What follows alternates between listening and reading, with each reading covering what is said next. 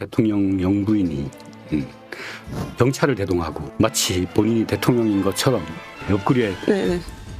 손을 대고 그걸 보고 경악을 금치 못했습니다.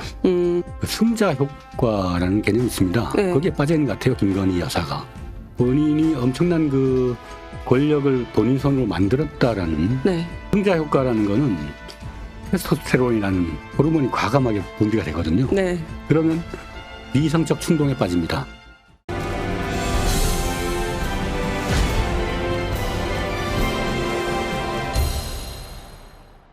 이 추석 연휴 끝나자마자 이제 김건희 여사 공천 개입 의혹 관련된 이제 뭐 후속 보도가 나왔어요. 뭔 말씀이냐면 뉴스토마토에서 이제 오늘 단독 보도가 나왔는데 2주 전에 비슷한 보도가 나왔는데 이제 그거를 조금 더 이제 빌드업하는 보도예요. 이번에는 이제 관련 음성 파일이 공개가 됐는데 혹시 그 보도 보셨어요? 네, 봤습니다. 네네. 그래서 어떤 내용이 가장 인상에 남으셨어요? 보시면서? 대통령께서 직접 나는 누구야? 네. 라고 얘기를 했다지 않습니까? 네네. 그때가 이제 취임 직전 직후. 네. 그럴 때 이제 원래는 다른 윤핵관이 네. 지지하는 후보가 있었고 네. 그런데 이제 연고도 없고 특히 경기권에서 활동하던 네네. 또 한참을 쉬었던 네. 뭐 김영삼 전 국민의힘 예. 의원이시죠? 그 김건희 여사랑 뭐 같은 종씨라는 얘기도 있고 그런데 어쨌거나 그분으로 정리를 해나가는 과정을 상세히 네. 설명을 하고 있더라고요. 네. 그래서 특히 경남에 네. 여성 의원이 없다. 네. 그 논리로 대통령을 설득을 했고 네. 대통령도 네. 나는 그쪽 편이야 네. 라고 했고 실제 그렇게 그 다음 날 네. 공천 발표가 났잖아요. 그쵸. 네. 그래서 그걸 뭐 터무니없는 어떤 브로커의 일방적인 주장이다라고 하기에는 정황 증거가 좀 있다 그다음에 보시는 거예요? 취임식 때 네. 대통령 부친의 뒷자리에 그분이 네. 앉아 계시더라고요. 네네. 네. 명태균 씨. 네. 네. 지금 이제 의원님 말씀 주신 게 이 녹취록에서 이제 2개의 공천 관련 내용이 좀 의혹이 있어요. 첫 번째 의원님 말씀 주신 거는 이제 2022년, 그러니까는 6.1 국회의원 재보궐선거 공천 관련해서 윤석열 대통령이 이제 취임하기 직전에 이 명태균 씨가 이제 조금 대통령과 친분이 있어서 관여를 해서 대통령한테 직접 전화를 해서 나는 김영선 이야라고 했던 첫 번째 대통령에 관련된 공천. 그리고 두 번째는 이제 올해 4월 이제 22대 총선 공천인데 여기에서는 이분이 그 명태균 씨가 김영선 전 의원이 해당 지역구에 공천이 되지 않는다는 걸 미리 알고 있었어요. 컷오프라고 여사님이 직접 연락. 그러니까요. 네. 그래서 이 부분이 이제 김건희 여사의 공천 개입 의혹. 물론 이제 결과론적으로는 뭐 경선도 못 치렀어요. 김영선 전 의원이. 그런데 이제 어떻게 알았냐. 그리고 이 명태균 씨의 주장대로라면 뭐 이건 좀 더 밝혀봐야 알겠지만 지역구를 옮겨라 라고 얘기를 했고 그리고 이제 지역구를 옮겨라라고 얘기를 한 그 다음날 지역구 옮기는 보도자료가 나왔어요. 근데 이런 상황이 뭐 좀 더 이제 취재는 해봐야 되는 상황인데 혹시 관련해서 민주당에서도 관련 내용을 조금 확보하신 게 있으세요? 들으신 게 있다던가? 결국은 그 창원에서 그 김해로 옮겼지만 네. 공천을 받지 못했잖아요. 네. 그게 왜 그렇게 됐을까? 그때 전후 사정을 보면 네.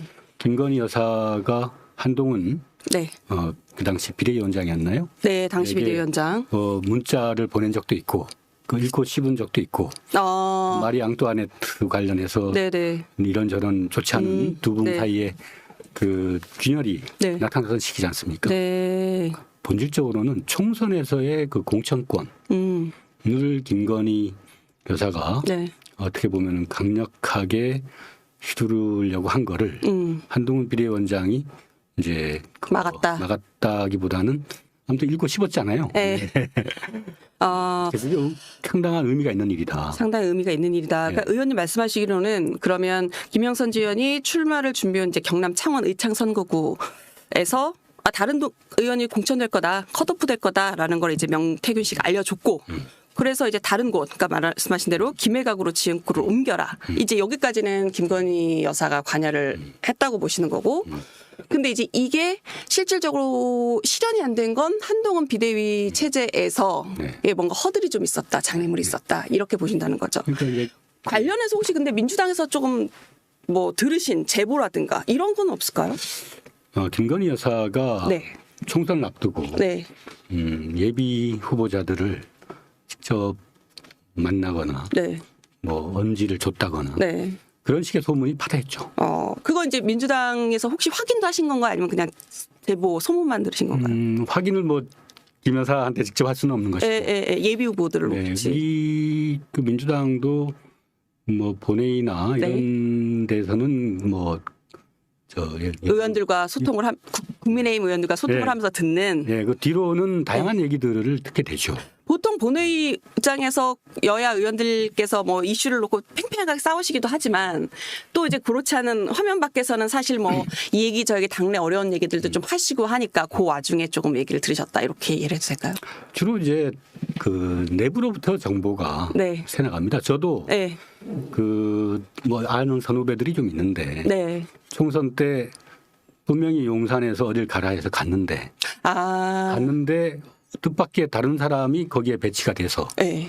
공천을 못 받으면서 하소연을 저한테 직접 한 직접? 네, 그런 분들도 계셨어요. 네. 그런 사례가 좀 몇 개 있으신 건가요? 아니면 한 분? 그러니까 뭐 저를 포함해서 네. 뭐 정치하는 사람들이 네. 이런저런 얽히고 설킨 인연들을 그쵸. 갖고 있기 때문에 그렇죠. 굳이 국민의힘 의원, 예. 민주당 의원들만 친하게 지내는 건 아니니까. 네네네. 그러면 혹시 이제 이게 지금 음성 파일이 공개가 된 거잖아요. 근데 혹시 의원님도 그 김건희 여사와 나눴다는 텔레그램 그 캡처본은 보셨어요? 아직 못 봤습니다. 저도 이걸 못 봐서 근데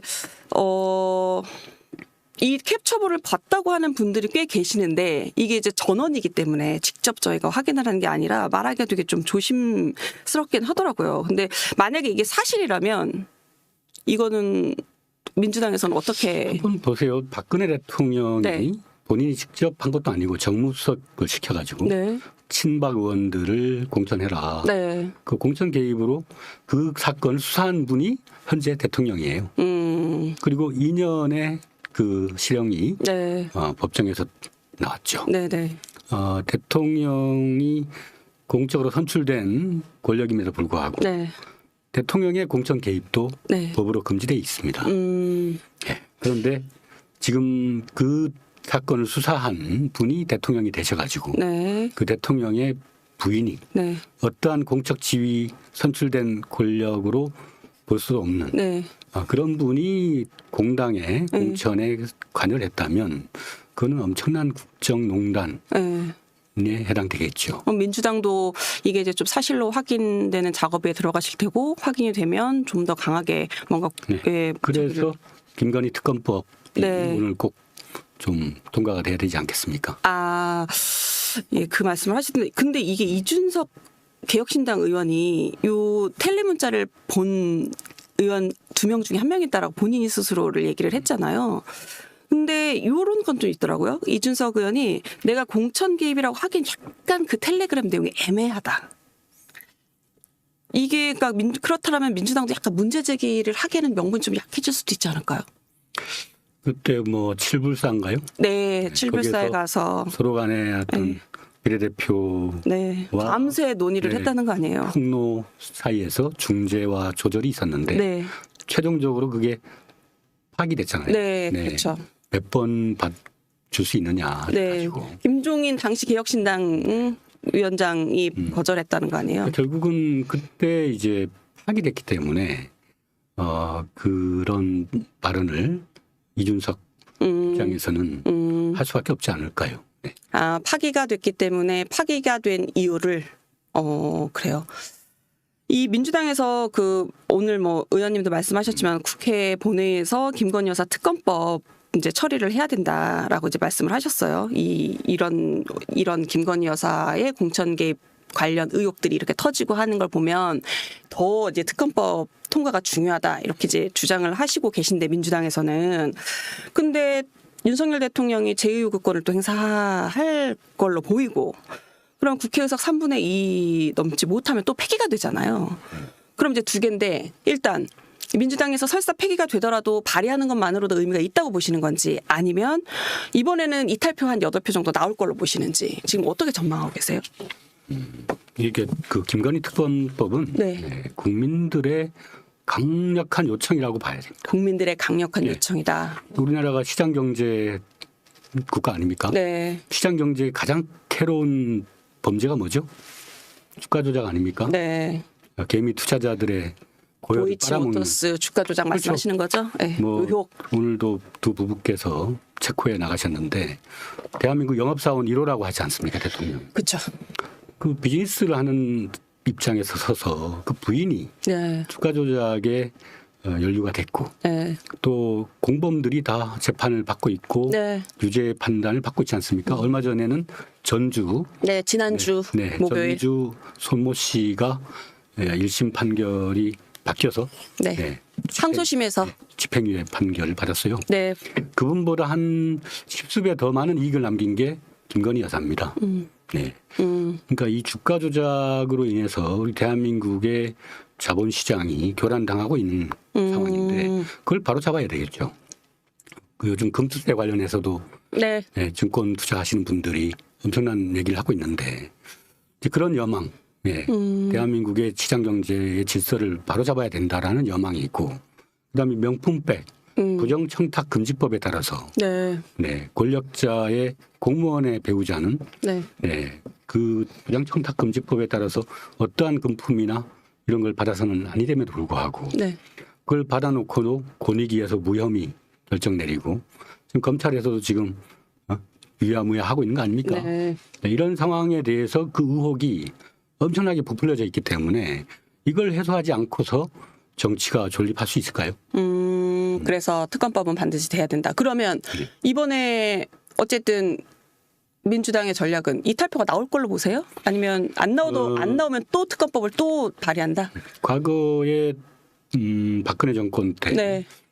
탄핵 소추를 주도한 데가 네. 권성동 법사위원장이었어요. 네. 보면 네. 그때랑 뭐 유사하기보다는 더 크다 이게. 더 크다. 그때는 최순실이라고 하는 네. 뭐 박근혜에 숨겨져 있는 그러한 사람이 갑자기 이제 표출이 되어서 네.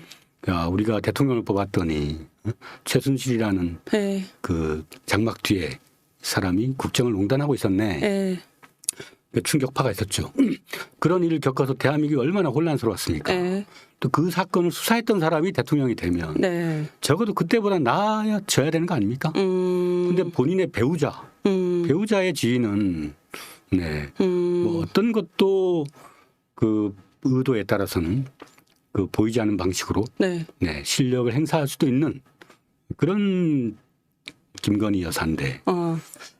그러면 의원님은 지금 보시기로는 이 김건희 여사에 관련된 가령 뭐 주가 조작 의혹 등등이 최순실 당시 그 사건보다 더 크다. 국민들이 당연하죠. 가지고 있는 반발은. 예, 그 윤석열 대통령이 네. 그 박근혜 대통령과 최순실을 네. 경제 공동체로 묶었어요. 네, 맞습니다. 두 분은 특별한 뭐 가족 관계도 아니고 네. 오랜 어떻게 보면은 주종 관계 혹은 뭐 지인 관계인데 금전적인 뭐 이득을 취하라고 네. 지시 명령 하달한 사례를 증거로 확보하지도 못했어요.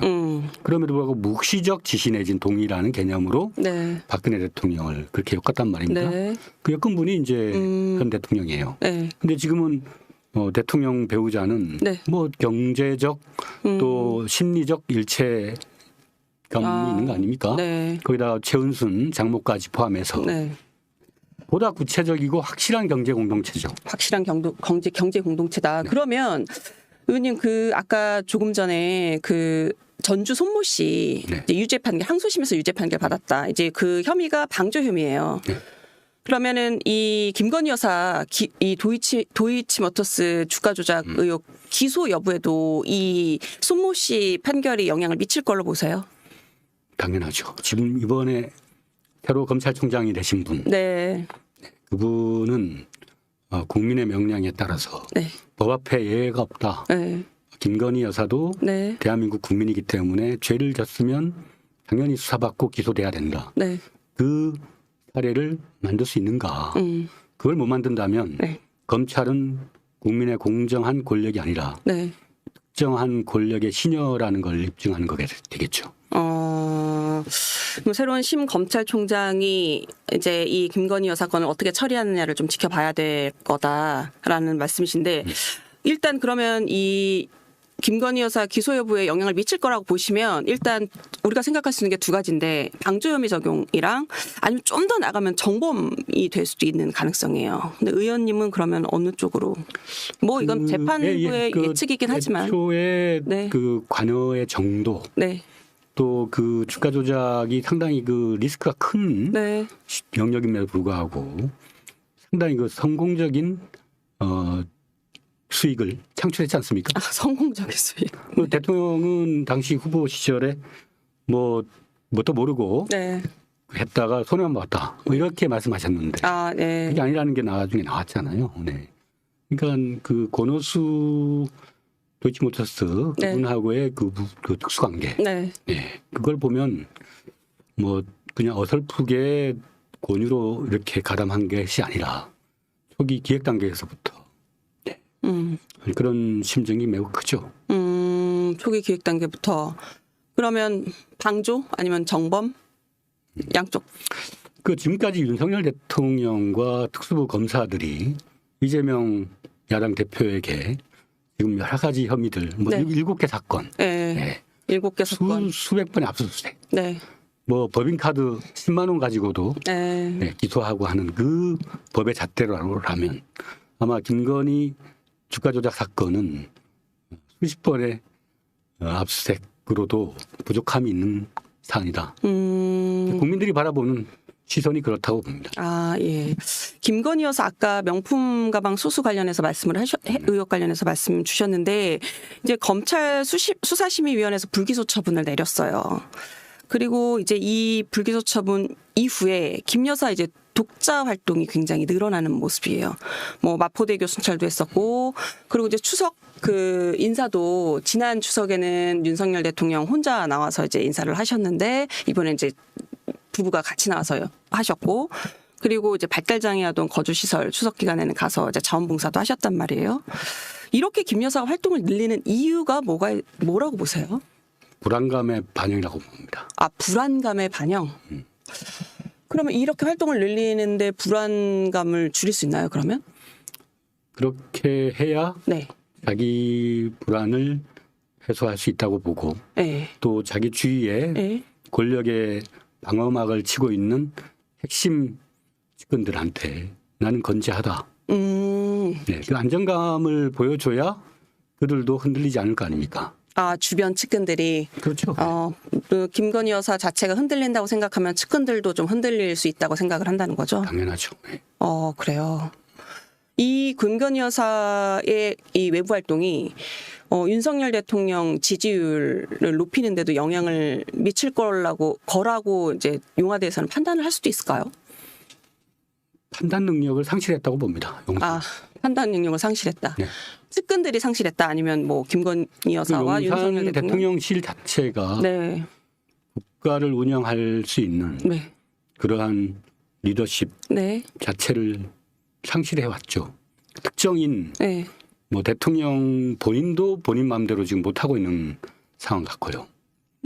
그러면 뭐 김건희 여사가 마음대로 한다는 누가 말씀이신가요? 보더라도 이건 아닌데 그럼에도 불구하고 지시 명령이 떨어지면 네. 마포대교에 그 사진을 송출하고 명절을 앞두고 네. 또 명품백이라든가 여러 가지 의혹에 빠져 있는 네. 그런 대통령 영부인이 경찰을 대동하고 마치 본인이 대통령인 것처럼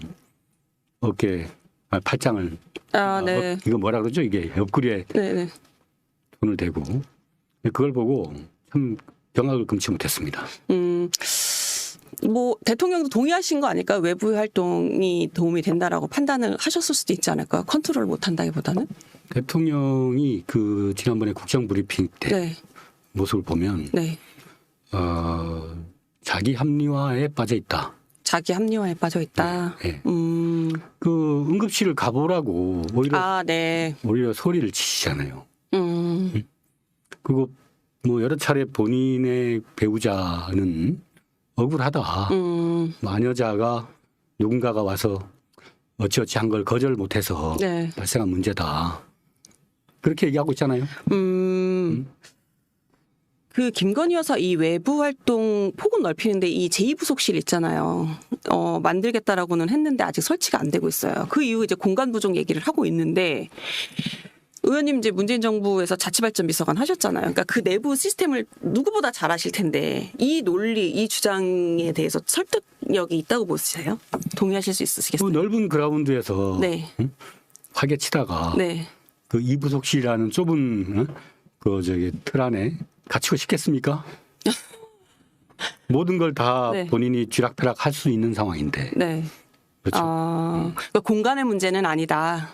그렇습니다. 예. 의지의 문제다. 네. 어. 그러니까 본인이 엄청난 그 권력을 본인 손으로 만들었다라는 네. 그 승자 효과라는 개념이 있습니다. 네. 거기에 빠져 있는 것 같아요, 김건희 여사가. 승자 효과라는 거는 테스토스테론이라는 호르몬이 과감하게 분비가 되거든요. 네. 네. 그러면 비이성적 충동에 빠집니다. 다 이길 수 있다고 생각하는 거예요. 그런데 한동훈이라는 자기 밑에 투하가 거기에 반기를 들고 초를 뿌리니 네. 열불 터지니까 네. 네. 거기서부터 여러 가지 이 권력의 내부의 균열이 네. 좀 부각되고 있는 것 같아요. 그러니까 공간의 문제는 아니다. 저는 그 청와대 그 풀취재나 이런 거 들어가 봤을 때 사실 거기가 되게 공간이 좁고 그 일반적인 분들 그냥 사용하기도 되게 여러 가지로 열악한 내부 환경이 있어서 정말 딱 거기에 집중해서 그러면 이게 공간이 그렇게도 확보가 안 될까라고 잠깐 생각을 했었는데 공간의 문제가 아니고 네. 의지의 문제다. 김건희 여사는 그 내부 인테리어 공사라든가 네. 이런 게 다 본인의 어떤 커버나 컨텐츠하고 연관된 네. 그런 인테리어 업체를 네. 수의 계약을 해가지고 네. 뭐 다 마음대로 했잖아요. 내 마음대로 하는 거를 누구도 터치할 수 없다라고 네. 생각하고 있는데 거기에 무슨 제2부속실이 필요하겠습니까?